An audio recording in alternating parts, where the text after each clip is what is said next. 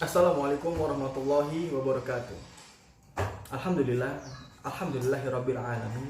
Wassalatu wassalamu ala asrofil anbiya'i wal mursalin wa ala alihi wa ashabihi ajma'in. Amma ba'du. Bersyukur kepada Allah Subhanahu wa taala yang telah memberikan kita kesehatan serta jasmani maupun rohani. Kemudian tak lupa pula kita hadiahkan selawat berangkaikan salam kepada Nabi besar Muhammad SAW. Semoga kita mendapatkan syafaatnya di yaumil akhir nanti. Amin.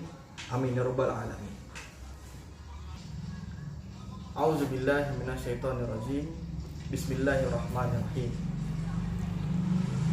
Qul ya ayyuhal kafirun la a'budu ma ta'budun wala antum 'abiduna ma a'bud wala ana 'abidum ma abattum wala antum 'abiduna ma a'bud lakum dinukum waliyadin. Beberapa tahun belakangan ini Indonesia disibukkan dengan isu-isu yang menyorot mengenai tentang agama, perbedaan antara agama satu dengan agama yang lain, bahkan hingga menimbulkan perpecahan antar umat beragama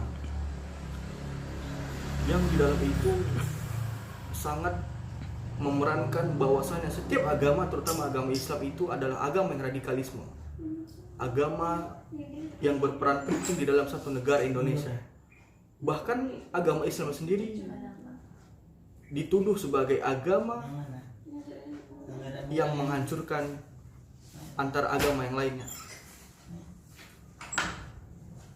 Islam sendiri tidak pernah memiliki rasa untuk mendirikan satu buah agama di dalam satu agama lain, bahkan di dalam satu negara tersebut. Dan Islam juga menegaskan la ikraha fid din, tidak ada paksaan dalam manusia memiliki agama. Selain itu juga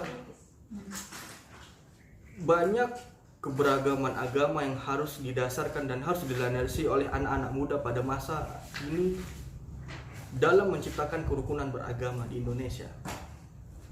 Banyak pelajaran-pelajaran toleransi agama yang perlu kita sampaikan dan perlu kita pahami agar tidak dapat menimbulkan perpecahan agama antara agama satu dengan agama yang lain. Ingat, wahai saudaraku, awal mula Indonesia ini diselamatkan, diperjuangkan, dan didirikan oleh tidak hanya dari pahlawan satu agama, melainkan berbagai macam agama. Cut Nyak beragama Islam, Pierre Tandian beragama Kristen, dan banyak yang lainnya dari perbedaan agama, tapi mereka mampu bersatu dalam menyelamatkan negara Indonesia ini. Maka tugas kita sekarang adalah memberikan pelajaran kepada anak-anak untuk mereka mampu memahami komitmen kebangsaan. Kita mengambil suatu contoh kecil dari Malaysia. Pada dasarnya negara Malaysia diduduki oleh suku Melayu. Kemudian Malaysia beretikat untuk memiliki komitmen kebangsaan dengan membuatkan satu film Upin Ipin. Maka di situ Upin dan Ipin dengan suku Melayu, mereka harus berkenalan dengan orang India sebagai komitmen kebangsaan. Kemudian Upin dan Ipin sebagai suku Melayu juga harus berteman dengan Mei Mei yang maka pada dasarnya film kartun tersebut diciptakan untuk menimbulkan rasa komitmen kebangsaan antara suku yang satu dengan suku yang lain serta agama yang satu.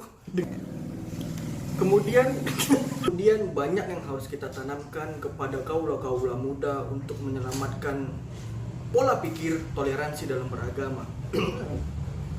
Kita ambil dari negara lain seperti Amerika. Kita tahu bahwa Amerika itu rata-rata mereka memiliki nilai religius yang kecil. Maka mereka setelah Amerika menyadari bahwasanya mereka memiliki tingkat religius yang kecil, maka mereka merancang satu buah film untuk mewujudkan rasa komitmen kebangsaan, maka Amerika menciptakan sebuah film American Solid. Maka Amerika juga membuatkan satu buah film American Kung Fu. Agar apa? Mereka mengakui kekalahan mereka terhadap Vietnam. Mereka mengakui kekalahan mereka terhadap Cina. Itulah fungsinya komitmen kebangsaan.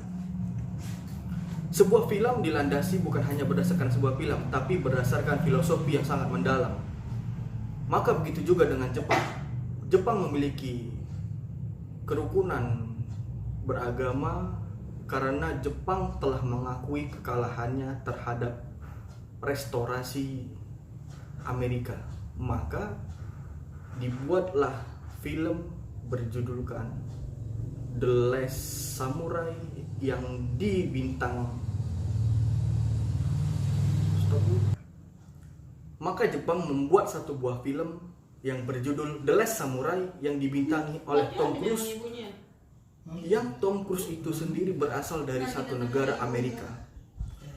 Banyak kemudian komitmen kebangsaan yang dapat kita pahami. Bahkan sekalipun antar perpecahan satu buah negara, itu harus dapat kita pahami. Maka tugas kita kini adalah memberikan pemahaman, memberikan pendidikan kepada kaula-kaula muda untuk saling toleransi terhadap beragama. Karena sesungguhnya satu buah negara itu tidak hanya bisa dikatakan jaya atau besar hanya dengan satu agama, tetapi oleh manusia yang banyak, oleh agama-agama yang lain. Mungkin ini pesan yang dapat saya sampaikan. Kurang lebih saya mohon maaf, kepada Allah saya mohon ampun. Wabillahi taufik wal hidayah. Wassalamualaikum warahmatullahi wabarakatuh.